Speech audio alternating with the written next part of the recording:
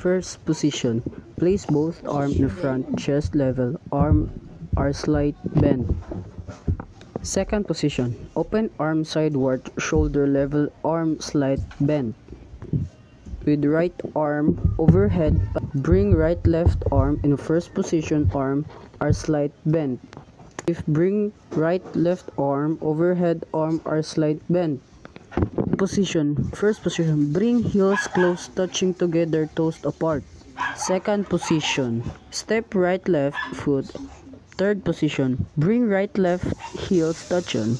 Bring right left foot pointing in front of the left right foot. And the last thing is let's combine it and let's try with music.